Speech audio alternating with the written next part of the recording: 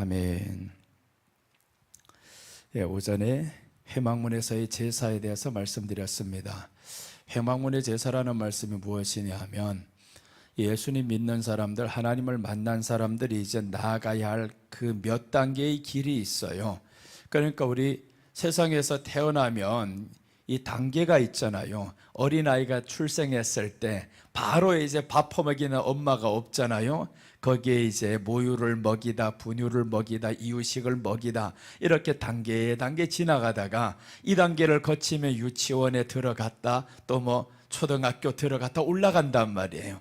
그러니까 우리가 영적인 단계에 그렇게 올라가야 되는데, 사람들은 영접기도 해놓고 교회에 나와서 내가 하나님 자녀 되었습니다 이렇게 해놨는데 하나님의 자녀된 기쁨이 없어요. 그 자녀된 기쁨은 언제 있냐 하면 자녀라는 사실을 확실하게 알았을 때 자녀된 기쁨이 있는데, 그 사실은 장성해야 알 수 있습니다. 어린아이가 출생하자마자 바로 엄마의 은혜가 너무너무 고맙습니다 이런 아이가 없잖아요. 그러니까 우리가 지금 감사가 없고 기쁨이 없는 이유가 우리 안에 영적인 생명이 자라지 않아서 그런 거죠. 그러니까 사도 바울은 주 안에서 항상 기뻐하라는 것은 영적인 생명이 어느 단계에 자란 사람으로 의미해요. 그러니까 아는 거죠. 이분이 나를 위해서 무엇을 했는지 그것을 아니까 우리가 감사하며 사는데, 감사와 기쁨이 없는 것은 그분이 내게 주신 것이 무엇인지 몰라서 그래요. 그러니까 이런 사람은 육적으로 비하면 이 어린아이가 크지 못한 거죠. 모유를 먹는 그 단계라든가 이유식 먹는 단계라든가 그냥 울어번지면 주는 줄로 알고, 그래서 우리 이 기도가 울어번지는 주는 줄로 아는 그런 기도만 하고 있어요. 내가 울기만 하면 하나님이 주실 것이야. 그러니까 자기 우는 데에만 포인트가 담겨 있습니다. 울면 내가 받고 싶은 거 받는 거예요. 그런 기도가 되면 안 된다. 그런데 어릴 때는 괜찮습니다. 신앙이 어릴 때는 그런 기도에 들어가죠. 그런데 여러분 한번 생각해 보자는 거예요.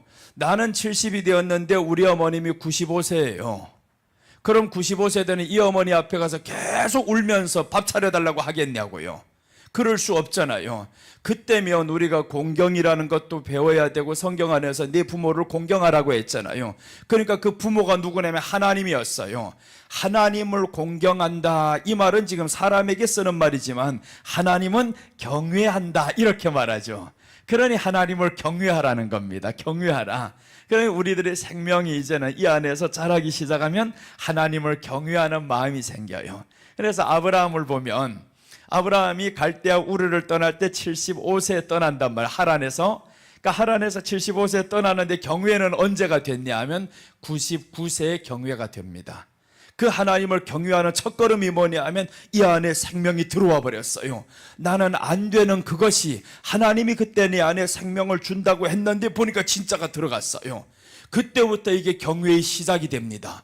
야, 하나님이 하신 말씀이 진짜였어. 지금까지 귀로만 듣던 이 하나님이 내 몸에서 지금 움직이고 있어. 그래서 이제 아이가 태어납니다. 그게 이삭이었어요. 이삭이 태어나면서 얼마쯤 자랐는데 하나님이 이때 번제로 드리라는 거죠. 드립니다. 그게 경외인 거예요. 경외라는 것은 내가 알고 있던 이 모든 것보다 이분을 더 사랑하는 게 경외입니다. 그것을 경외라고 하는 거예요. 그냥 우리가 높은 사람 앞에서 머리 한번 숙이는 건 이게 경외 아닌 거죠. 거짓말로 숙였는지 누구 압니까? 내가 당신을 존경한다 했더니 진짜인 줄로 알아, 이런 식으로 되는 겁니다. 그런데 하나님은 그게 아니란 말이에요. 우리 중심을 살피는 이시기 때문에 시험을 합니다. 내 아들, 내 독자 번제로 드려봐라. 그랬더니 아브라함이 그때 아침에 일찍 일어나서 하나님께 이렇게 나아가는 겁니다. 아이를 묶어가지고 간다는 이유는 뭐냐 하면 아이를 묶는다는 건 하나님 앞에 드리겠다는 마음이 확실한 겁니다. 하나님이 요구하신다면 확실히 드리겠습니다. 그래서 아이를 묶고 가니까 도망도 못 치잖아요. 그냥 이렇게 간단 말이에요. 근데 하나님이 보세요. 우리 경외하는 마음을 받으시면 그 아이는 죽이지 않아요. 하나님의 본심은 그 아이를 죽이는 데 있는 게 아니란 말이에요. 하나님의 본심은 우리에게 더 좋은 걸 주시기 위해서 그렇다라는 거죠. 네가 이삭을 내게 드린다면 내가 내게 더 좋은 것 줄게. 그래서 아브라함이 더 훗날에 5 아들, 딸을 낳습니다. 더 나아요. 더 많이 났습니다. 그러니까 하나를 하나님 앞에 경외함으로 그 하나님이 더 좋다는 마음으로 드렸더니 하나님은 더 주셨더라. 그게 경외라는 겁니다. 그러니까 경외가 처음부터 된 게 아니었죠. 75세 때는 그냥 믿음이었습니다. 말씀을 좇아 15장에 와서는 또 이제 하나님의 말씀을 믿어, 이렇게 해서 말씀을 쫓았던 사람이 믿어서 의롭게 되고, 의롭게 됐던 이 사람들이 한 단계 넘어가면서 경외하는 마음이 이제 마음에서 일어나기 시작했어요. 그 일어나는 이 마음이 어느 날 현실로 옮기는 겁니다. 하나님 보세요, 내가 다 드릴 수 있습니다. 그게 초대교회에 나오는 모든 것 다 팔아서 바치는 겁니다. 이렇게 해서 경외가 시작이 되었어요. 초대교회가 다 팔아 바쳤다고 해가지고 가난해진 사람 없었습니다. 오히려 저들에겐 핍절함이 없었습니다. 더 넘치게 하나님이 채워주셨어요. 그러니 하나님은 우리에게 경외함만 보이면 너 지금은 없는 것 같지? 사람들 그렇게 생각했을 겁니다. 그런데 성령님의 충만으로 예수님의 부활로 시작하는 사람은요, 절대로 바칠 때 없다라는 거 근심 안 합니다. 오히려 더 기뻐요. 내 먹고 마시는 게 걱정이 안 됩니다. 그때 하나님이 오히려 더 채워주셨죠. 넉넉하게 채워주시고. 자, 오늘 계속 이어가겠습니다. 오늘은요 13절부터 이제 들어가야 됩니다. 13절부터 14절 13절 14절 보시면 우리 함께 말씀 보겠습니다. 13절 14절. 그 다음에 저녁에는 이제 16, 17, 18, 19, 20절까지 이제 다 보겠습니다. 오늘 이 시간에는 13절, 14절 보시면 우리 함께 말씀 보겠습니다. 그 어린 수량은 거룩한 장소 곧 속죄제와 번제물 잡는 곳에서 잡을 것이며 속건제물은 속죄 제물과 마찬가지로 제사장에게 돌릴지니 이는 지극히 거룩한 것이라. 자 보세요, 번제물 잡는 곳에서 잡아야 된다. 그래서 내가 준비했던 이 모든 수량과 이런 것들은요 번제물 잡는 곳에서 지금 잡는다라는 겁니다. 그러면 이것은 지극히 거룩한 것이니라 라고 했죠. 그 다음 14절입니다 14절 보면 제사장은 그 속건제물의 피를 취하여, 자 보세요, 잡는다고 해서 끝마친 게 아니었죠. 잡는다라는 걸 짐승이 죽어주면 예수님이 우리를 위해서 죽어주심을 의미해요. 예수님이 우리를 위해서 죽어주셨는데 그 다음에 이 제사장이 무엇을 하냐 한번 봐야죠. 제사장은 무엇을 하냐 하면 제사장은 그 속건제물의 피를 취하여, 이제 피를 취했어요. 정결함을 받을 자의 오른쪽 귓뿌리와, 아니 정결함을 몇 번 받았다고 했는데 또 정결함이냐고요? 한 단계 올라갈 때마다 이 정결함이 이 수준이 달라집니다. 한 단계 올라갈 때마다 우리 의로움이 달라지는 겁니다. 그래서 우리는 이 의로움의 단계가 계속 올라가야 됩니다. 그래서 이 단계가 하나님 원하는 예수님이라는 그 거룩함에 이르는 겁니다. 예수님과 똑같은 수준에 이르는 겁니다. 그래서 예수님이 우리 안에 계신 거예요.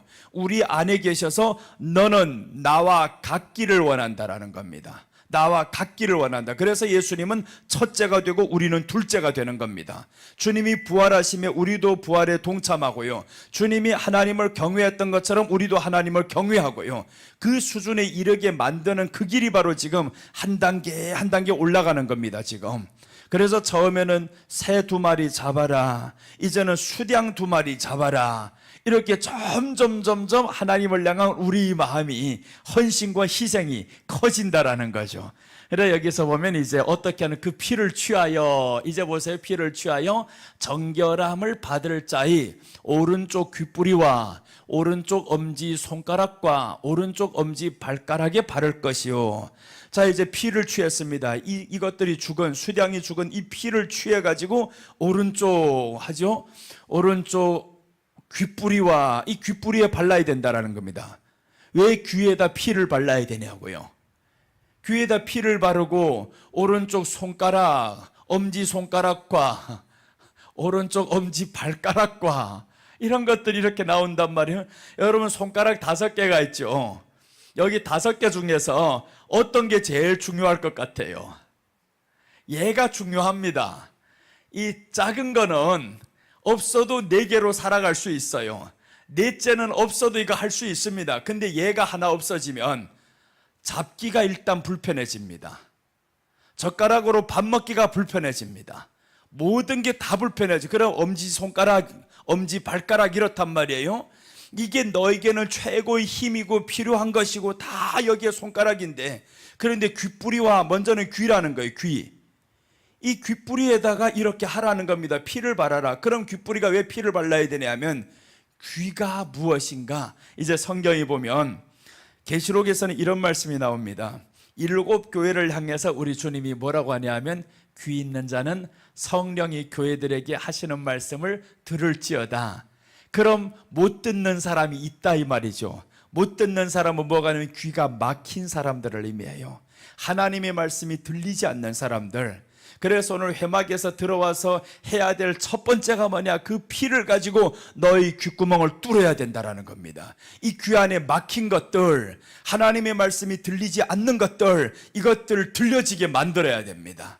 그래서 교회 다니면서 사람들 말씀이 들리지 않으면요, 의미 없습니다. 지금까지 했던 모든 것들, 회막 안에, 교회 안에 들어와서 말씀이 안 들린다, 말씀의 은혜가 안 된다, 졸리기만 한다, 이건 문제가 생겼습니다. 그럼 이제 요 뒤에 나오는 대목이 뭐냐면 21절부터 가옥에 나병이 드는 겁니다.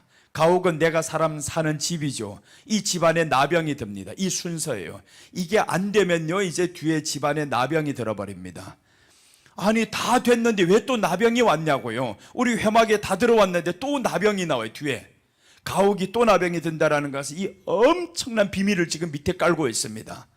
그러니까 사람들이 또다시 타락할 것을 여기에서는 이미 알게 되었던 거예요. 너희 집안의 이 가옥과 너희 집안의 모든 것들 다 정결하게 되었는데 또다시 가옥에 나병이 든다라는 겁니다. 내 집안에 또 나병이 들어요. 우리 교회 안에 또 나병이 들어와요. 그럼 다시 타락할 것을 의미하는데 그것은 이번 집회에서는 하기 어려워요. 이번 집회는 20절까지면 끝나야 됩니다. 시간이 없어요. 그래서 다음 이제 오면 여기에 가옥의 나병도 이제 뒤에 나옵니다. 다시 타락하게 됩니다, 사람들. 그러니까 에덴 동산에서 하나님의 창조하신 이 사람들 타락했던 것처럼 신약에서 초대교회가 세워졌는데 또 타락합니다, 교회가. 교회가 타락할 것을 레위기 14장에서 지금 말씀이 나오는 겁니다. 아니 이토록 지금 정결하게 하고 정결하게 했는데 또 타락하는 겁니다. 믿어 앉습니다. 아니 초대교회가 이렇게 다 바치며 살았는데 어떻게 타락하냐고요. 타락할 수 없는 게 정상인데 복음이라는 게 흘러내리고 시간이 가다 보니까 사람의 마음이 또다시 식어집니다. 또다시 모세가 저 이스라엘 땅에서 저 광야에서 애굽에서 이끌어냈을 때 처음부터 사람들이 타락한 게 아닙니다. 광야에 나와서 살다 보니까 타락하는 겁니다. 이것저것 만나니까. 그리고 또 나아가서 살기 편안해지면 타락하고 어려우면 원망하고. 그러다 이스라엘 백성들 보세요. 진정 타락은 언제냐면 성전이 세워졌을 때입니다. 솔로몬 이후로부터 성전이 세워지면서 나라가 부강하게 되었고 지구상에서 이스라엘 솔로몬 성전 때 가장 돈이 많은 나라였습니다. 그때는 비교할 수 없을 정도로 이스라엘에 돈이 많았어요. 주변국들이 1년에 몇백 달란트씩 계속 올라옵니다. 그렇게 해서 수많은 달란트 돈들이 너무 많으니까 이 사람이 뭘 하냐 하면 금이 많아? 우리나라에 금이 그렇게 많아? 그렇게 해서 금으로 방패를 만들어 놓습니다. 방패, 큰 방패. 이런 자기들이 전쟁할 때 쓰는 방패는 금으로 만들면 안 됩니다. 철로 만들지. 금은 이게 들어가는 거예요. 그런데 이 사람들이 하도 돈이 많으니까 금으로 방패를 만들어 버렸어요. 그래서 이제 돈이 많은 이 사람들에게 결국 타락이 들어와 버렸습니다. 초대교회가 고난이 식었습니다. 없어집니다. 돈이 점점 많아지기 시작해요. 그래서 예수님이 죽으시고 부활하신 후 초대교회가 세워지면서 100년까지는 엄청난 고난이 들어옵니다. 네로 핍박 때부터 그러면서 다음 황제 이렇게 쭉 내려가면서 도미티안까지 딱 오면서 완전히 죽여버립니다. 교회 안에 모든 사람 다 죽여버려. 그래서 사람들 사자굴에 들어가서 찢기고 사자에게 물려 죽고요, 그 뜨거운 불에 들어가서 태워 죽고 불 속에 사람들 들어서 태워 죽이고 처참하게 죽입니다. 이렇게 가다가 300년 지나가니까 그때는 이제 핍박이 없어지고 나라가 완전히 국교가 되어버립니다. 복음으로 세상을 이겨버렸어요. 이겨버리고 고난이 없어지고 돈이 들어오고 하니까 교회가 그때부터 타락하기 시작했어요. 힘이 있어집니다. 세상에서 힘이 있어졌어요. 우리는요, 세상 것을 가져가지고 힘이 있는 게 아닙니다. 우리 힘은 성경에서 여호와는 나의 힘이라고 했어요. 그런데 반대로 사람들이 어느 날부터 하나님이 나의 힘이 아니고 세상이 나의 힘이 되어버렸습니다. 그래서 사람들이 이제 뒤에 보면 솔로몬 이후로부터 왕들이 나오는데 돈을 주고 병마를 사는 겁니다. 돈을 주고 군사를 기르는 겁니다. 그래서 하나님이 다윗을 향해서 화가 났을 때 언제 화가 났냐면 인구조사했을 때 화가 난 겁니다. 인구조사는 하나님이 참 요압을 통해서도 하지 말라 그래요. 요압이 왕이시여 이런 악한 일을 하면 안 됩니다. 그런데 다윗이 기어이 시킵니다. 인구조사를 해보니까 와 기가 막혀요. 군사가 저 이스라엘 땅에만 있는 군사만 80만 명, 우리 저 예루살렘에 이쪽에 있는 군사들이 50만 명, 130만 대군을 건드렸습니다. 아수르 대군이 18만 5천 명이었습니다. 그런데 그들보다 10배가 강한 이 이스라엘이 됩니다. 그러니까 다윗이 자기 힘으로 된 줄로 알았는데 다 조사를 해놓고 다윗은 빨리 깨닫는 거죠. 내가 하나님 앞에 죄를 졌네요. 알았어요. 내가 내 힘을 과시했네요. 알아도 안 됩니다. 하나님 그때 쳐버립니다. 그래서 다윗이 그때 이제 맞는 거예요. 그 나라에 3일 동안 온역이 퍼져가지고 수많은 사람들이 죽죠. 그것을 그치게 만든 것이 번제와 화목제였습니다. 그래서 하나님의 재앙이 거기에서 멈추고 이렇게 해서 다윗이 그 다음에 죽는 겁니다. 사무엘상에 와서는 이 다윗이 죽어요. 이제 죽고 그 아들이 이제 나오는 거죠. 그 아들. 그래서 이제 이 아들 솔로몬이 왕이 되면서부터 그 다음에 이제 솔로몬이 왕이 되니까 완전히 완성이 됩니다. 성전이 완성이 되고 될 줄로 알았습니다. 그런데 오히려 그때부터 망하는 겁니다. 나라가 망해버립니다. 나라가 두 개로 나누어지기 시작하고 솔로몬 때부터 이미 나누어지는 징조가 이미 있었습니다. 하나님이 말씀해서 내가 네 아버지 때문에 지금은 안 나누겠다. 근데 나눌 뻔했던 것을 겨우겨우 지켜나갔는데 그럼 다음의 왕은 깨달아야 되잖아요. 야 이게 이러다가 나라가 나뉘겠다. 백성들 이렇게 언성이 높아지는 거 보니까 지금은 지지율이 좋은 것 같은데 야 이렇게 계속 나가다 안 될 것 같은데 안 될 것 알아야 되는데 왕은 몰라요. 그게 르호보암 왕이었습니다. 솔로몬의 아들. 이 아들이 몰라요. 그래서 결국에 10지파를 빼앗깁니다. 10지파를 빼앗기고 자기네들은 2지파를 가지고 이렇게 나가는 거죠. 참 이래 안타깝죠. 우리 안에서 회막에서의 제사. 이제 오늘 귓불입니다. 귓불이는 하나님의 말씀이 들리지 않는 것을 의미하는데 여기에 대한 해석은요 시편 115편 6절 7절입니다. 이제 귓불이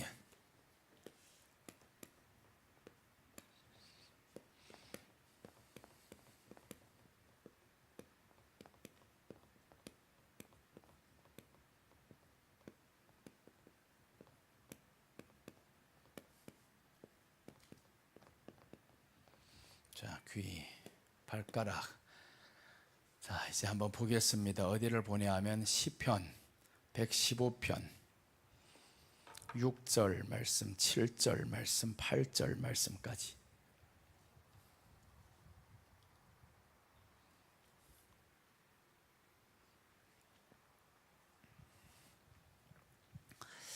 자, 이렇게 말씀합니다. 자, 보세요. 귀가 있어도 듣지 못하며 코가 있어도 냄새 맡지 못하며 손이 있어도 만지지 못하며. 자 이제 손 다 나오죠. 귀가, 손이, 발이 다 나옵니다. 그러니까 레위기에서 지금 이제 귀에다 피를 뿌려야 된다. 저 엄지 손가락에 피를 발라야 된다. 발가락에 피를 발라야 된다. 이런 것들 계속 나옵니다. 발이 있어도 걷지 못하며 목구멍이 있어도 작은 소리조차 내지 못하느니라. 이 작은 소리 내지 못한다는 이런 말을 못한다는 게 아닙니다. 말할 수 있는 것은 있는데 어떤 소리를 내지 못하면 사람을 지으신 하나님의 목적은 하나님을 찬송하게 하기 위함이라 이렇게 말씀했어요. 그럼 이 사람은 뭐 하는 사람이냐 하면 목구멍은 있는데 하나님을 찬송 못하는 사람, 귀는 있는데 하나님의 말씀이 들리지 않는 사람, 발은 있는데 걷지 못하는 사람, 이런 말이죠. 자, 그래서 여기 이제 더 뒤에 보면 8절 보시면 우상들을 만드는 자들과 그것을 의지하는 자들이 다 그와 같으리로다. 그러니까 귀가 들리지 않는 사람들은 누구냐 하면 하나님이 없는 자, 하나님을 믿지 않는 자. 그럼 오늘 이 나병은 왜 나병이 걸려면 하나님을 떠난 사람들입니다. 이 떠난 사람들이 돌아와서 첫 번째 해야 될 것, 회막에서 첫 번째 해야 될 것, 교회 안에서의 삶의 첫 번째 해야 될 것, 귀가 열려야 된다는 겁니다. 그래서 마태복음 13장 9절에서 우리 주님이 말씀하실 때 그 씨 뿌리는 비유를 말씀하면서 귀 있는 자는 들어라, 귀를 계속 말씀하는 겁니다. 자, 보세요. 저기서 이 계시록에만 나오는 말씀이 아닙니다. 마태복음에서 이미 지금 예수님이 씨를 뿌리는 비유를 말씀, 씨는 복음입니다. 복음에 대해서 말씀을 하는데 저기에서 귀 있는 자는 들으라 하시니라 라고 했습니다. 귀 있는 자는 들어야 된다. 그게 지금 구약에서 이런 양 수량을 잡아가지고 피를 귓뿌리에다 발라야 된다, 손가락에 발가락에 피를 발라야 된다, 이렇게 말씀을 했죠. 피라는 것은 예수님의 우리가 하나님 앞에 나아갈 수 있는 그 길을 열어주는 것이 바로 피라는 겁니다. 그러니까 이 피를, 구속의 은혜를 자꾸 여기에다 발라 그렇게 해서 이 귀가 열려야 되는데 말씀 듣는 귀가 열리지 않으면 그럼 이 사람은 결국에 이렇게 들어왔어도요 사람처럼 살지 못합니다. 그냥 불신자처럼 똑같이 살아갑니다. 모든 지금까지 행했던 이런 행동들은 똑같은데, 헌금도 했는데 나 이 사람 하는 거 다 하는데 모든 헌금에 다 동참합니다. 그럼 모르는 사람은 멀리서 그냥 보는 사람은 와, 저 사람 믿음 참 좋다, 어떻게 이 모든 것을 다 할 수 있지, 누구보다 믿음 더 좋아. 그런데 말씀은 안 들어가요. 딱 하나님의 말씀은 이 안에 들어오지 않아요. 귀가 안 들립니다. 귀가 들려야 되는데 귀가 안 들리는 사람하고 말하면 참 힘듭니다. 내가 귀가 잘 안 들려요. 육적으로는. 영적인 귀는 열렸는데 육적으로 말하는 소리는 잘 안 들립니다. 가까이서도 큰 소리로 말을 해야 들려요. 그래서 우리 집사람하고 이야기하면 나는 동문서답할 때가 많아요. 그러니까 내가 지금 80대 노인하고 사는 것 같대요. 80대 노인도 이렇게 귀가 잘 들리는데 왜 못 듣냐고. 아니, 안 들리는데 어떡해요. 잘 안 들리는데. 그러니까 우리 육적인 소리는 잘 안 들리면 방법이 있잖아요. 보청기라도 하면 되는데 지금은 보청기 할 정도는 아니에요, 내가. 그러니까 안 해서 그렇지. 그럼 자, 보자는 거예요. 이제 영적으로 만약에 안 들리면 어떨까? 육으로 안 들리면 어떻게 하든지 방법이라도 씁니다. 보청기라도 해서 내가 이걸 들어야지. 그런데 영적으로 하나님의 말씀이 안 들리면 이 사람은 사는 게 아닙니다. 그때부터는 말씀이 들려야 이 말씀이 나를 다스려가고 변화를 일으켜가고 뭐를 세워가든지 하는데, 근데 말씀이 안 들리면 세울 수가 없어요. 들려야 뭐가 어떻게 제대로 세우죠. 건물 세운데도 여기에 놔라 저기에 놔라 하는데 들리지 않습니다. 그러니까 하나님 일을 내 멋대로 하는 겁니다. 내가 이렇게 하면 하나님이 칭찬해 줄 줄로 알아요. 그러니까 내가 만든 믿음으로 살아가는 겁니다. 내 안에서 말씀이 기준대로 살아가야 되는 이 믿음이어야 되는데 그런 믿음 없이 그냥 자기가 이렇게 하면 잘하는 줄로 알아요. 그러니까 그 기쁨은 내가 만들어야 됩니다. 내가 만드는 이 기쁨 오래 못 가요. 바로 넘어집니다. 그래서 이 말씀이 귀는 영적으로 귀 막힘의 죄입니다. 여기에서는 들리지 않는 죄다 이 말이죠. 들리지 않는 죄다. 하나님의 말씀이 들리지 않으니까 귀 있는 자는 들을지어다 라고 했어요. 귀 있는 자는 들을지어다. 그래서 구약에서 지금 레위기 안에서 이 귀뿌리에 피를 발라야 된다, 피를 발라야 된다라는 겁니다. 그러니까 우리가 하나님 앞에 기도할 때마다 항상 하나님, 내 영적인 귀가 열려서 하나님의 말씀이 들리게 하옵소서, 그래야 되는 거죠. 시편에서 지금 말씀하잖아요. 우상 섬기는 자들과 그 같은 것을 의지하는 자들은 똑같다라고 했습니다. 그러니까 하나님의 말씀이 들리지 않는 사람들, 회막에서 첫째 이제 해야 될 겁니다. 회막 안에 이 회막까지 들어왔으면 이제는 엄청난 수준에 이르렀습니다. 이렇게 엄청난 수준에 이르렀는데, 11조도 하는 믿음에 이르렀는데, 그런데 여기를 안 되면 어떡하냐고. 이게 얼마나 불행해요. 그러면 이런 사람은요 이렇게 됩니다.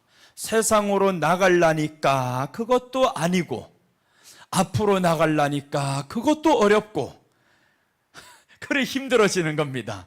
본인 스스로가 힘들어요. 기쁨이 없어요. 그래서 교회 안에 기쁨이 없이 그냥 지푸둥해가지고 사는 사람들이 있습니다. 모든 것은 다 하는데 이 사람 얼굴에는 왜 기쁨이 없어? 오늘 지금 점심 먹고 왔던 그 식당에 아가씨가 그러더라고요. 세상에 뭘 구워주는데 이게 얼마나 웃지도 않고 그냥 와서 흉측한 얼굴로, 못생긴 얼굴은 아닌데, 그런데 뭐 우리가 자기한테 빚을 졌나 뭐를 어쨌나 이거. 와, 돈 쓰러 간 사람들한테 그냥 한 번도 웃지 않고, 언제 웃냐 봤더니 나는 그 사람이 우리한테 엄청 기분 나쁜 줄로 알았어요. 갈 때니까 웃으면서 다시 오세요 하더라고요. 이런, 들어왔을 때 그렇게 웃기나 하지, 사람 먹는데 괜히 툭툭 갖다 주면서 한 번도 웃지 않고 하니까 어디로 넘어가는지도 모르고 맛은 있었는데 네 얼굴 보니까 먹기 싫어지겠다 이거. 여러분, 우리가 그렇습니다. 예수님 앞에 살아가는 이 모습에 이 귀뿌리가 열리지 않으면, 이 귀가 하나님의 말씀이 들리지 않으면 우리에게 기쁨이 없어요. 교회 안에 기쁨이 없습니다. 여기를 가보니까 여기도 나하고 같은 사람은 아니에요. 앞으로 교회 안으로 들어가면 여기도 같은 사람인 것 같은데 같은 사람 아니라는 겁니다. 들리는 사람은 안 들리는 사람하고요 분명히 차별이 둡니다. 권사님, 집사님 이렇게 자꾸 그런단 말이요. 그러니까 자기도 이게 뭔가는 기쁨이 없어. 여기도 아니고 저기도 아니고. 정체성은 언제 드러나냐 하면 이 말씀이 들려야 자기 정체성이 뭔지 아는데 말씀이 안 들려요. 그래서 우리는 항상 예수님의 피로 이 귀뿌리에다가 구약성경에 계속 바른단 말이에요. 너 잡았지? 부활의 신앙을 믿지? 그럼 이제 부활의 신앙 믿는 이 사람들에게 귀가 열려야 된다라는 겁니다. 그래서 이제 사람들이 보세요. 먼저 부활을 들었던 이 사람들이 사도행전 2장 42절에서 가르치며라고 나와요. 가르치며. 가르쳤다라는 것은 귀가 들렸다 이 말이죠. 가르쳤다. 그래서 이제 귀가 열린다라는 것은 하나님의 말씀을 듣고 깨닫고 하는 겁니다. 듣지 못하는 죄에서 우리는 벗어나야 된다라는 겁니다. 그래서 여기에 들어온 사람은 요제를 삼고 부활로 출발을 하는데, 그 다음에 하나님의 말씀이 들려야 됩니다. 들린 다음에 손가락에 바르라고 합니다. 자, 이제 손가락 들어가겠습니다. 그럼 여기는 듣지 못하는 죄죠. 하나님의 말씀을 거부하는 죄, 이게 무서운 죄입니다. 하나님의 말씀은요, 듣지 못한다라는 것은 거부하는 것과 똑같습니다. 듣지 못하니까 내가 무슨 내용인지 압니까? 지킬 수가 없는 거예요. 그래서 하나님의 말씀을 거부하는 죄, 이런 죄에서 피를 바르라는 겁니다. 그 다음에 손가락, 발가락입니다. 여기는 비슷하죠. 손가락, 발가락은 손으로, 이제 발가락은 이렇게 말씀했죠. 그 발은 있는데 걷지 못하며 라고 합니다. 이제 시편에서 하시는 말씀이 이제 그렇게 나왔죠. 근데 손이 있는데 만질 수 없다라는 겁니다. 손은 있는데 만질 수 없고 발은 있는데 걷지 못하고, 이렇게 말이 나와요. 그럼 이거 보세요. 만지지 못한다, 걷지 못한다, 이것을 영적으로 보면 여기 안에서 부활의 신앙을 믿고 지금 나아갔어요. 나 지금 교회가 되었습니다. 교회가 되었는데 이 사람이 교회가 되면 어떻게 해야 되냐면 걷고 뛰고 만지고 일하고 해야 되는데 일 못하는 사람이 됩니다.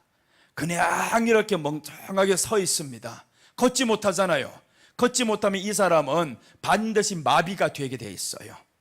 그래서 이제 손과 발에 피를 발라야 된다. 네 손이 일을 하게 만들어야 된다는 거지. 일을 하게. 이게 일을 하려면 귀에 들려야 이게 일을 하지, 명령이 여기서 떨어져야 손이 나가든가 하죠. 그러니까 행함이 없는 신앙을 의미합니다. 여기는 행함이 없다. 손가락에 발가락에 전에는 행함이 없던 것을 이제는 피를 바르라고 했으니까 행함이 있는 신앙으로 가야 된다 이 말입니다. 그래서 야고보서에 보면 행함을 강조하잖아요. 야고보서 2장 26절 한번 보면 이제 여기에서 행함에 대해서 말씀합니다. 행함과 믿음을 같이 여기에서 말씀하는 겁니다. 행함이 곧 믿음이고 믿음이 곧 행함이라는 겁니다. 그래서 여기서 보면 이렇게 말씀하죠. 영혼 없는 몸이 죽은 것 같이 행함이 없는 믿음은 죽은 것이니라. 영혼 없는 몸이 죽었다라는 것은, 이 영혼 없다라는 것은 하나님의 말씀이 들리지 않는 사람들, 영혼 없는 거예요.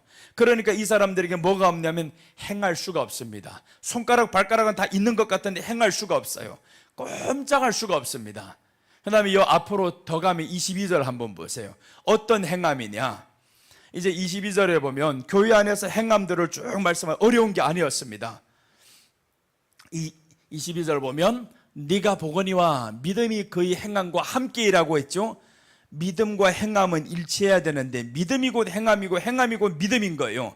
그래서 우리가 어떤 사람은 이렇게 미련하게 묻는 사람이 있어요. 목사님, 그럼 행함으로 구원받습니까? 이렇게 말하는 사람이 있어요. 행함과 믿음이 같은 선상에 있는 건데 따로 떼어놓으면 안 된다라는 겁니다. 같은 선상입니다.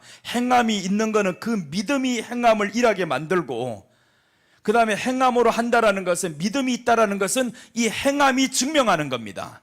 그것을 지금 성경이 말하는 겁니다. 자, 행함으로 믿음이 온전하게 되었느니라라고 했죠. 믿음이 그 행함과 함께 일하고 행함으로 그 믿음이 온전하게 되었느니라. 그러니까 행함이 내 믿음을 증명하는 겁니다. 그 다음에 이제 23절 내려가면 이제 내용을 보시면 이렇게 나오죠. 이에 성경에 이른바 아브라함이 하나님을 믿으니 이것을 의로 여기셨다는 말씀이 이루어졌고 그는 하나님의 벗이라 칭함을 받았나니. 자 보세요. 아브라함이 하나님을 믿었는데 이것을 그의 의로 여겼다는 겁니다. 그러므로 하나님의 벗이라 칭함을 받았어요. 여기까지 끝나면 얼마나 좋겠어요? 근데 이제 뒤에 보면 아닙니다. 24절 보면 이로 보건대 사람이 행함으로 의롭다 하심을 받고 믿음으로만 아니니라. 믿음으로만 아니라는 거예요. 아브라함의 행함은 언제 인정받았냐 하면 아들을 드릴 때였습니다. 아들을 드릴 때. 그러니까 처음에 이 말씀 쫓아서 나올 때가 아닙니다. 그때는 그냥 시작에 불과했어요. 그런데 어느 날 이 아브라함의 믿음의 3단계잖아요. 이 사람이 처음에 저 갈대아 우르를 떠날 때 말씀을 쫓아서 떠났습니다. 창세기 12장 4절 말씀을 쫓아서 떠났고, 두 번째 단계 15장 6절 하나님을 믿었습니다. 하나님을 믿어서 그것을 의로 여기셨다. 이게 두 번째 단계. 세 번째 단계는 22장에서 아들을 드리는 단계였어요.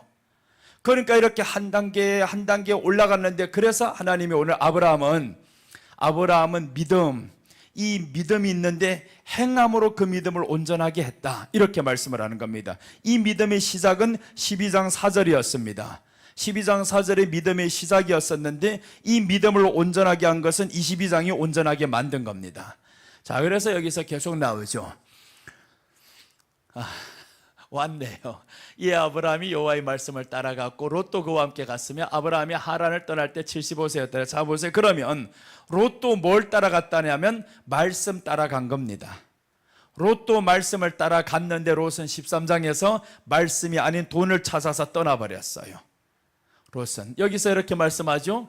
이에 아브라함이 여호와의 말씀을 따라갔고 롯도 그와 함께 갔고, 아브라함이 여호와의 말씀을 따라서 쫓아갔으면 롯도 말씀을 쫓아간 겁니다. 그래서 이제 저 신약에 와서 롯을 뭐라고 말씀하냐면 의로운 롯이라는 거. 의로운 롯.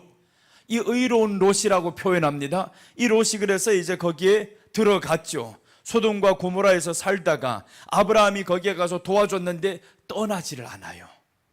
소돔과 고모라를 떠나야 되는데 거기를 찾아서 가서 재산 다 잃어버리고 저 다른 나라가 쳐들어와서 우리가 포로로 잡혀가고, 이 상황에서 아브라함이 도와줘가지고 결국에 살아났단 말이에요. 그러면 어떻게 해야 되냐면 아브라함이 믿었던 그 하나님을 나도 쫓아서 나가야 되죠.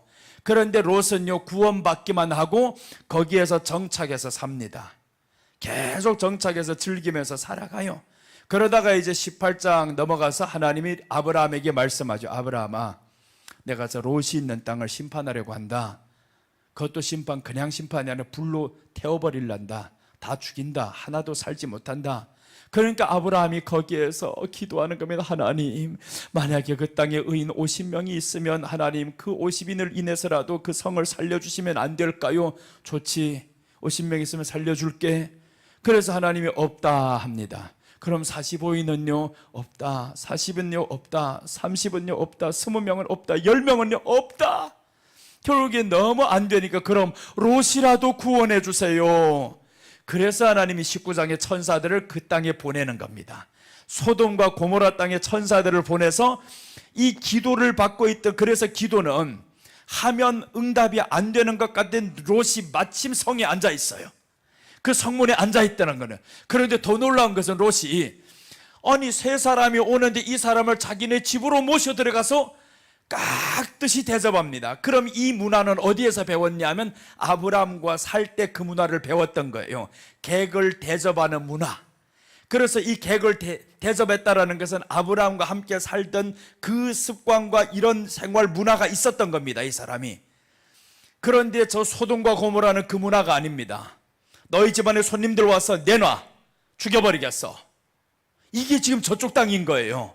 그러니까 완전히 다른 세계의 사람들입니다. 그런데 롯은 그때 당시 기도를 받았던 이 롯, 아브라함이 기도했던 이 기도가 롯에게 임해버렸어요. 그러니까 롯이 거기에서 세 사람이 오는 것을 모셔드렸습니다. 정말 극진하게 대접을 했어요.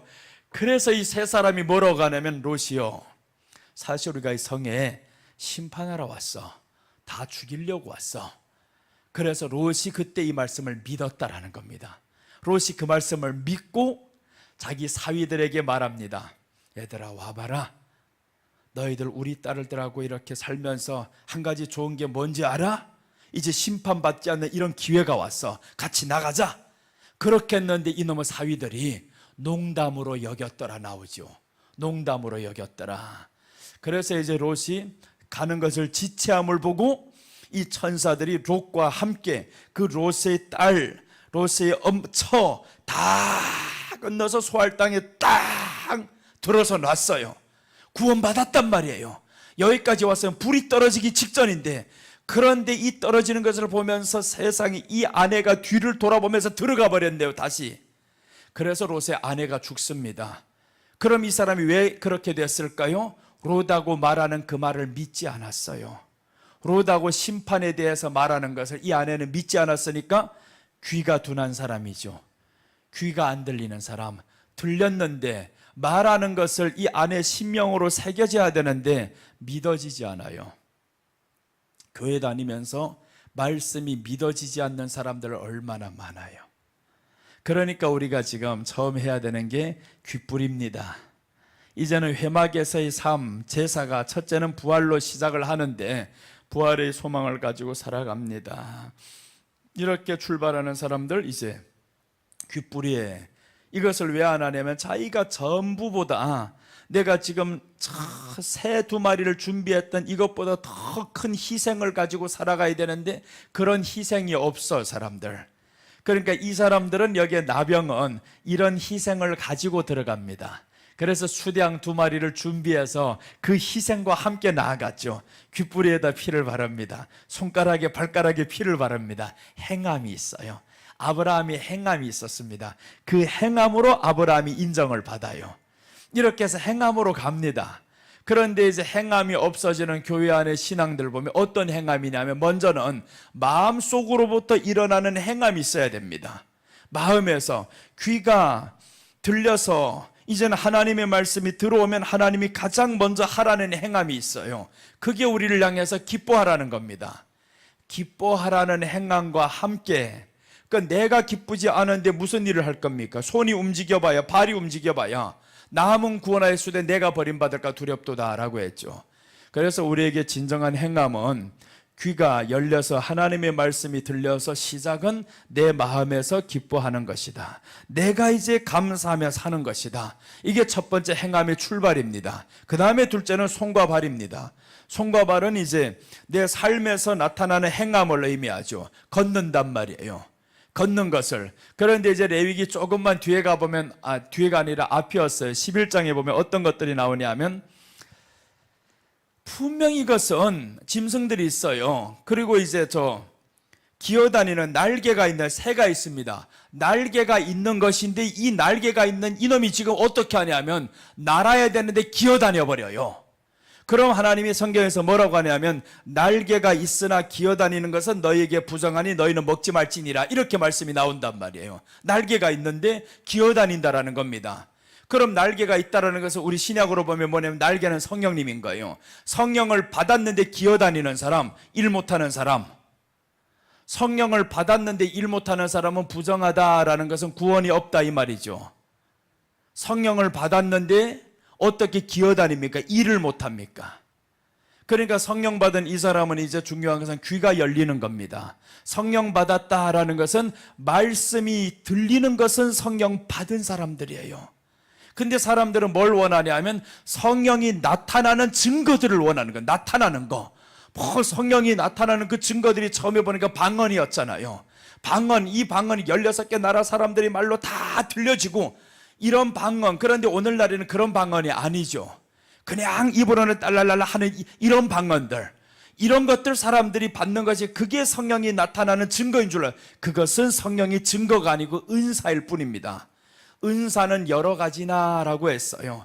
은사는 여러 가지나, 방언도 은사, 말씀 듣는 것도 은사, 이런 은사들이 많아요. 그래서 은사는 여러 가지나 라고 하잖아요.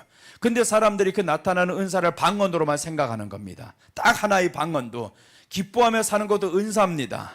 하나님이 주신 은혜로 우리가 사는 것이 은사란 말이에요. 하나님의 선물로 주신 게 다 은사입니다. 그러니까 이런 엄청난 은사를 받아놓고 자기는 자꾸 다른 것만 달래요. 주면 좋지, 그것도 있으면 좋지요. 여러 가지 은사가 다 있으면 좋지. 그런데 내가 받은 것에 할 수 있는 것을 계속 하다 보면 은사는요 계속 늘어나게 되어 있습니다. 하나를 잘하면 다음 또 하나가 생기게 되어 있어요. 그래서 예수님이 말씀했잖아요. 5달란트, 2달란트, 1달란트 받은 사람이 있는데 1달란트 받은 사람을 빼앗아가지고 누구에게 줬냐면 10달란트 남긴 사람에게 준 겁니다. 5달란트를 가지고 일해서 5달란트를 더 남겼어요. 그러니까 10달란트입니다. 이 사람에게 줬잖아요. 은사는 많은 사람에게 계속 더 붙게 되어 있습니다. 말씀도 자꾸 보이다 보면 계속 보이게 되어 있어요. 그러니까 은사라는 것은 우리에게 한 번 있다라는 거 요 하나로 그치는 게 아닙니다. 계속 겉들어서 붙게 되어 있어요. 자, 그래서 이제 눈사람 만들 때 재미 붙는 게 아이들이 얼마나 재밌어하냐면 작은 것으로 시작하는데 자꾸 굴리다 보니까 이게 크게 되는 겁니다. 그래서 은사는 손에 있는 것으로, 발에 있는 것으로 열심히 하다 보면 점점 커집니다. 행함이 커져요. 점점 행함이 커지고, 그래서 처음에는 요 새 잡는 2가지 행함만 해라. 그리고 조금 더 나가다가 머리털 밀어버리는 행함을 해라. 조금 더 나가다 보니까 수량 잡는 행함을 하라. 이렇게 행함이 점점 커지는 겁니다. 그래서 우리 안에 이제 하나님 손가락에 발가락에 피를 발라야 되겠습니다. 그럼 이것을 영적으로 말하면 행함이다 이 말이죠. 행함은 귓뿌리가 열려야 됩니다. 귀가 열려야 됩니다. 하나님 말씀 들음으로 이제는 말씀 듣는 것이 내게 재미가 있게 해주세요. 그래야 됩니다. 말씀 듣는 게 재미있어야 듣게 됩니다. 나는요 재미 붙은 게 하나가 있어요. 드라마도 아니고 수요일 날이면 예배 마치고 꼭 가서 보는 게 하나 있어요. 그건 너무 재밌어요. 축구를 좋아하는데 축구 못하는 여자들이 나와 축구하는 게 그렇게 재밌어요. 그게 이름이 골 때리라 그럽니다. 골 때리는 여자들. 그거 보면서 수요일 날 예배 마치고 가면요 그거 10시반까지 봐요. 너무 재밌는 거예요. 이거 정말 못합니다. 하는 거 보면 정말 못하는데 하나 골이 빡 나는데 너무 터무니없게 골이 나는 거예요. 그런 걸 보면서 너무 재밌어요 이거. 그런데 이 사람들이 수준이 늘어요. 자꾸 하다 보니까 수준이 늘어가는데 처음에는 그렇게 골이 안 납니다. 처음에 시작해서 2년 전에 시작했는데 그렇게 나죠. 지금은요 얼마나 잘 넣는지 몰라요. 멀리서도 와 세트피스 팍팍 하면 탕 치면 들어가요. 와 잘하는데, 그런데 이것을 우리 국대들 축구나 안 보거든요. 별로 해봐야 지거든요. 그러니까 잘 안 봐요 이거는. 근데 여자 축구는 봐요. 이번에 여자 축구가 3번에 29개를 골을 넣어버렸어요. 너무 신난 거예요. 그러니까 이 골 넣는 게 많아야 재밌단 말이에요. 여기서 못하지만 골이 잘 나요 이거. 그러니까 거기에 나는 보면서 너무 재밌어 이거. 여러분 우리 안에서 골 나야 됩니다. 이게 손을 행함으로 해서 말씀이 들리고, 이 사람들 보세요. 훈련을 시키는데 정말 악바리같이 훈련을 합니다. 이야 완전히 전문 선수들처럼 프로처럼 하려고 자기네들 프로처럼 해봐야 프로급 못 갑니다. 아무리 뛰어봐라 걔네 들어가면 10대 0으로 집니다. 그래서 지금 이번에 아마추어 중에서 하나, 일본에서 하나가 오네가 있어. 이거 얘가 다른 다 아마추어지만 더 잘한단 말이에요. 얘가 하나가 오니까 한 번도 못 이기던 팀이 지금 1위로 올라가 버렸어. 이거 대단하게 올라가. 한 사람이 변화가 그렇다는 거. 한 사람이 변화. 조금만 이 사람보다, 나도 비록 프로는 아니었어요. 그래도 프로는 아닌데 아마추어 중에서 아마추어란 말이에요. 그러니까 얘가 지금 그 팀에 들어가 날아다니는 거. 그냥 얘 하나만 들어섰다면 공포입니다. 이거 공포. 그런데 지난번에 다른 어떤 약체하고 져버렸어요. 그러니까 다음 사람들 희망을 갖는 겁니다. 걔가 들어와도 이길 수 있네. 나는 이길 줄 상상도 못했거든요. 제일 팀에서 계속 1등하던 그 팀을 이겨버린 게 이 팀이었어요. 그 일본의 그 선수가 와가지고 그 약한 팀이 완전히 이겨버린, 공포에 휩싸이는데 5대 0으로 막 이겨버립니다. 그 강팀이 5대 0으로 졌다는 소식에 다른 팀들은 어떡하 해서 볼 때 벌써 이미 떨죠. 떠니까 나가서면 벌써 이게 안 되는 겁니다. 떨면 지는 거예요.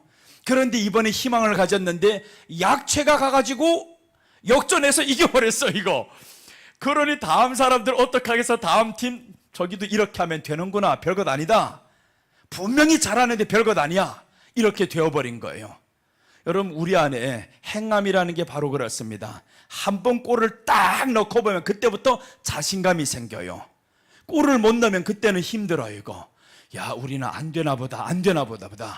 그래서 행하는 사람은 점점 많이 행하는 사람 행함이 많아지는데, 못하는 사람은 못합니다. 계속 멈춰 있거든요. 우리는 안 돼. 이제는 그 팀을 겁나 안 하더라고요. 거기 우리도 이길 수 있어. 우리보다 약한 팀이 이겼어. 그런단 말이에요. 초래를 항상 떨었는데 우리보다 약한 팀이 이겼다 이거예요. 그러니 사람들에게서 소망이 세고, 거기도 별거 아니에요. 별거 아닌 게 아니요. 골키퍼로 가서 서 있었으니까 이겼지. 그 잘하는 애가 골키퍼가 서 있으니까 나가서 골 넣는 사람이 없잖아요. 골잡이가 없어지니까 이긴 거지. 골키퍼가 손이 나와가지고 돌아와 봐라, 얘가 또 앞에 나가면 사람들 떨게 만든다 이거. 그러니까 손이 골키퍼가 이게 나가버렸어. 이거 손이 나가니까 골키퍼가 잘하는 애인데 얘가 지금 수문장을 해야 되는데 얘가 못하니까 다른 사람, 못하는 사람 하나 세워놔봐요. 멀리서 뻥뻥 때려도 다 들어간단 말이에요.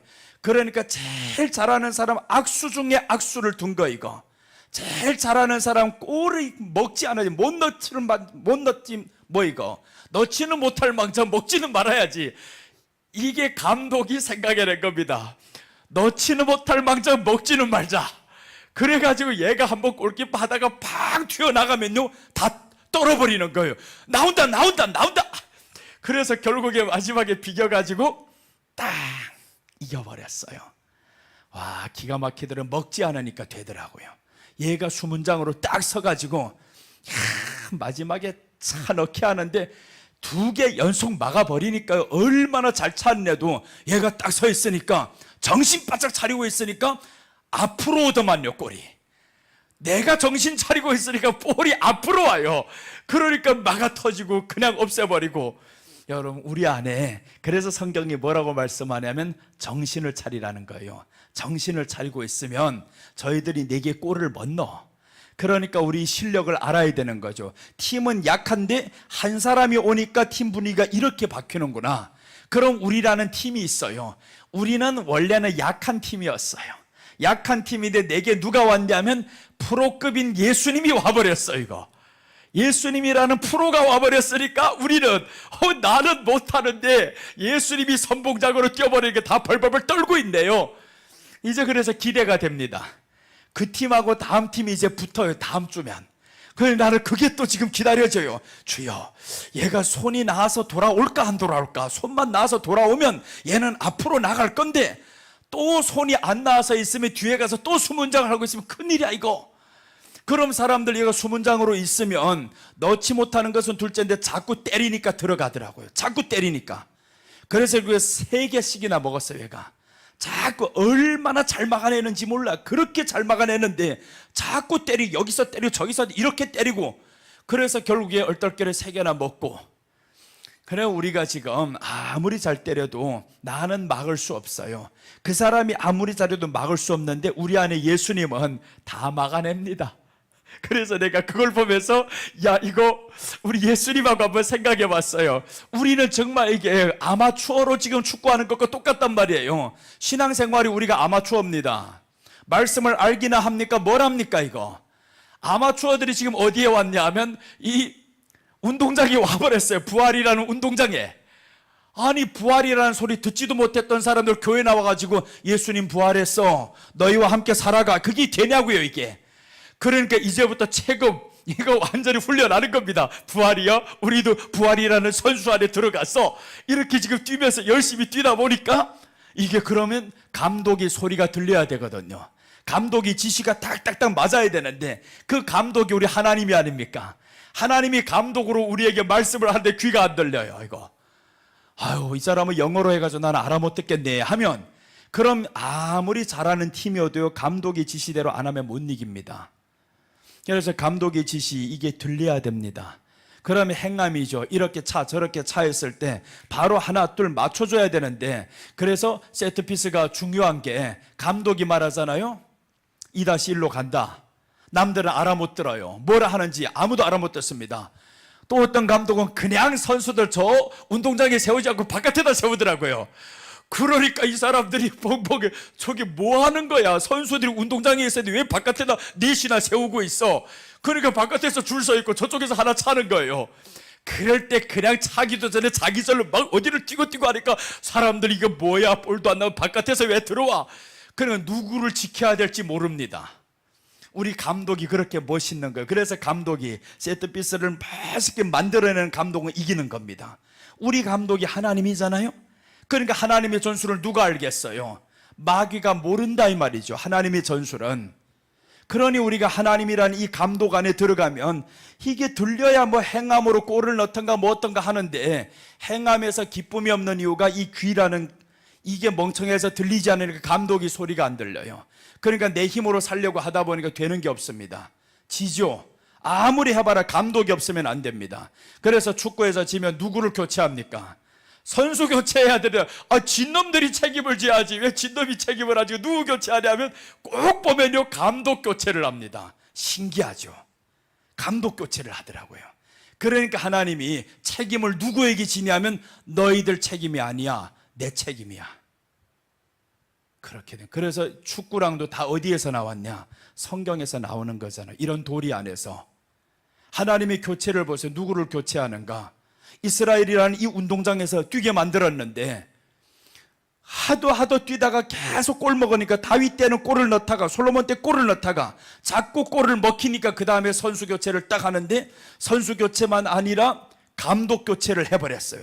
선수도 교체하고 감독도 교체해버리고, 그래서 선수 교체가 신약에 와서 이방인으로 바뀌는 겁니다. 원래는 저 이스라엘 구성해가지고 갔는데 이놈의 선수들이 너무 말을 안 들어요. 듣지를 않아요. 그래서 지금 하는 말이 귀가 있어도 듣지 못하며 손이 있어도 만지지 못하며 이런 겁니다. 이런 선수 어디다 쓸 거예요? 쓸 수가 없죠. 그래서 선수 교체를 딱 하는데 이제 신약에서 초대교회가 이방인들에게 선수 교체가 딱 들어가요. 근데 이방인들은 놀란 거예요. 와, 이런 감독이 있어? 그래서 이방인들이 충성을 하다 보니까 이 이방인들로 구성된 이 팀이 이겨버렸어요. 그게 온 세상을 이겨버렸단 말이에요. 그러니까 이 감독이 얼마나 좋겠어요. 그런데 이거 시기나 하는 사람이 있네요. 이방인들 다 보니까 저분이 원래 우리 감독이었는데. 그러니 이스라엘이 지금은 시기 나서 하나님을 다시 찾아오려고 하죠. 구속의 은혜, 예수님이 십자가에 못 박혀서 그걸 가지고 다시금 이 사람들이 알려고 하는 복음이 거기에 들어가잖아요. 이게 멋있는 겁니다. 그래 오늘 우리가 이 말씀으로 이렇게 여기까지 보고 이제 저녁에 또 성경을 찾아가면서 더 보겠습니다. 아직 지금 몇 가지 더 남았고 이제 셋째 남았어요. 여기 셋째. 이 셋째, 둘째와 셋째 이제 오늘 저녁에 성경 말씀을 찾아가면서 들어가겠습니다. 이렇게 보니 성경이 참 재밌고 쉽네요. 오늘 이렇게 축구라는 것을 하나, 내가 좋아하는 거 하나, 어제가 수요일이었잖아요. 어제 봤거든요. 딱 끝나면, 그래서 나는 딱 보고 9시가 넘어가면 된다. 그럼 9시 딱 끝나면 들어갑니다. 기도, 저기서 은혜 받아야지. 그래서 어제 가서 그 은혜 받았어 이거. 그래서 지금 설교에 이렇게 적용해 보니까 더 알아듣기 쉽고 재밌잖아요, 이거. 그거 보는 게 이렇게 해서, 그래서 이런 거 보는 거 막으면 안 되는 거예요. 봐도 우리는 어디에 써야 되냐면, 무엇을 보든지 하나님께 영광이 되게 만들면 되는 거예요. 그냥 거기에 푹 빠져가지고, 야, 저 여자 이쁘다 이러면 큰일 나버려요. 그러면 안 되잖아요. 근데 그 안에서 이쁘고 뭐고 하나도 보이지 않습니다. 그냥 가면서 헛발질하는 게 재밌고요, 선수가 헛발질하면 이거 욕합니다. 근데 이 사람들이 헛발질하면 재밌어요. 너무 재밌어. 어떤 데 꼴나는 건 이렇게 꼴나는 거예요. 내가 여기 있는데 손을 떴다가 못 받았어, 이거. 골대 가서 탕 맞았어, 이거. 나와가지고 앞에 서 있는 이 선수를 골을 막으려고 지금 하는데 그 사람 뒷머리 가서 탕 박혀가지고 골이 들어가 버려요. 그래서 이게, 야, 이 아마추어들이 진짜 더 재밌다. 그런데 이런 골이 일본하고 우리나라 찰 때 골이 그렇게 우리가 먹었다 해봐봐요. 어쩌겠는가? 화가 나 미칠 지경이죠. 이 프로들이 이런 게 나와?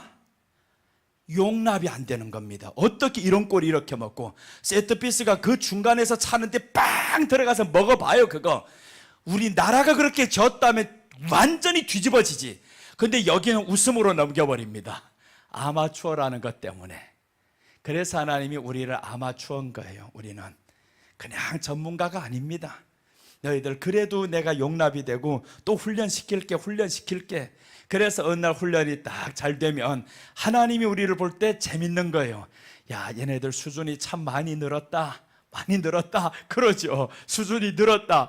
2년 안에 보니까 수준이 정말 늘었는데, 그러니 하나님이 우리를 어디부터 시작하게 했냐면 어린아이부터 시작하는 거예요. 너 완전히 출생부터 보니까 이렇게 못 걷던 아이가 이렇게 걸었어요.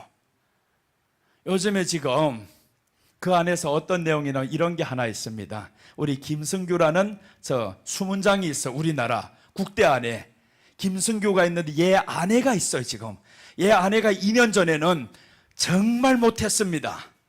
그런데 얘가 지금 남편 수문장을 만나서 정말 최고의 수문장이란 말이에요.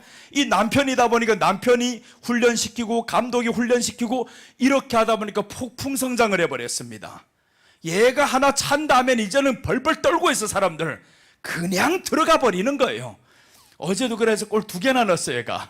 그런데 보세요, 2년 전에는 못했는데 누구 만났다고요? 잘하는 남편 만났고 감독 만났고 자기가 하려고 하고, 그러니까 되는 겁니다. 우리가 그래서 옆에 지도자를 하나 잘 만나고 예수님 또 의지하는 말씀이 들려지고 하면 우리가 그 선수처럼 2년 안에 폭풍 성장을 하는 거죠. 전문가가 보면 그게 뭔 성장이겠어요? 아무것도 아니지. 저렇게 해가지고. 그러니까 니들 노는 그 룰이 따로 있고 우리 노는 룰이 따로 있단 말이에요. 아마추어들 룰이 따로 있잖아요. 그래서 우리는 하나님이 그 룰 아래서 놀게 만들어요. 그냥 저기나 여기나 다 비슷한 수준에서 하는 겁니다. 예수님이라는 이분이 우리 감독이 되어서 이제 이 감독 믿고 나가보는 거죠. 그러면 이제 골이 하나 팡팡 날 때마다, 야, 내가 잘해서 골 난 것 같아요. 자기들 골 넣으면요, 누구 자기가 잘해서 골 넣을 줄 알고 있어요. 와, 막 달려들. 그런데 차는 거, 야, 정말 안 돼, 이거 못해, 이거. 근데 골이 났단 말이에요. 나보다 더 못하니까. 그런 사람들, 그래서 우리가 행함이라는 게 쉽다라는 겁니다. 마귀가 우리보다 힘이 없어. 저것들 전략이 없어요. 예수님이 최고의 전략가가 있는데 이런 아마추어들을 우리 훈련시켜서도 저 길을 넘어뜨리기 쉬운 겁니다. 그러니까 저 골리앗 같은 그 전문가들도, 다윗이 사실 아마추어였어요. 전쟁을 못 해봤죠. 한 번도 못 해본 사람, 그냥 자기 전문가는 뭐냐면 양치기 세계에서는 이 사람은 아마추어 중에서 아마추어예요. 양치기 하는 중에서. 그러니까 자기 전술을 가지고 따고 보니까 내가 할 수 있는 거는, 야, 이것밖에 없어. 물맷돌 하나 잘 던지는 것밖에 없다. 일본 개처럼 마찬가지예요. 이거 하나밖에 없어 했는데 다윗이 그 하나 가지고 그 나아갔을 때 감독이 하나님과 함께 나가잖아요. 그래서 이 다윗이 하는 말 보면 이렇게 나옵니다. 내가 만군의 여호와 이름으로 왔다 그러죠. 내 감독은 여호와다. 나는 비록 아마추어야. 너처럼 그렇게 갖춰 입은 것도 없어. 아무것도 없지만 내게 아마추어라 할지언정 감독이 잘하면 이길 수 있어. 감독을 철저하게 믿은 게 다윗이었습니다. 그래서 우리 오늘 오전에 말씀드렸죠. 베드로의 설교에서 다윗이 예수님을 그때 봤다고요. 예수님이 그때 함께하는 것을 다윗은 보았다라는 겁니다. 예수님이 옆에 있는 것을 보았고 함께하는 것을 보았고, 그러니 다윗이 기뻐했다라고 말합니다. 고난 중에서도 기뻐하고 쫓겨다니면서도 기뻐하고 그렇게 이기는 거죠. 이제 오늘 저녁에 또 계속 이어가겠습니다. 기도하겠습니다. 하나님 아버지 감사합니다. 오늘 이렇게 생각 밖에 여러 가지 말씀으로 또한 은혜 받고 깨닫게 하시니 감사합니다. 평소에 나의 취미였던 그것마저도 하나님의 말씀 전하는 일에 있어서 사용받게 하신 하나님 감사하고, 적용되게 하신 하나님 또한 감사합니다. 늘 지혜를 허락하여 주시고 하나님이 우리 영원한 감독자가 되어서 정말 우리가 주님 앞에서 항상 승리할 수 있는 믿음으로 이끌어 주시옵소서. 그러기 위해서 우리 귀를 열어야겠고 예수님의 보혈로 우리 귀를 항상 열고 씻어야겠습니다. 하나님 아버지, 이제 우리 손가락 발가락에 우리 주님의 피를 발라서 항상 행함이 있는 믿음으로 살 수 있게 성령님이여 도와주시옵소서. 오늘도 감사를 드리며 다시 오실 예수님의 이름으로 기도드립니다. 아멘.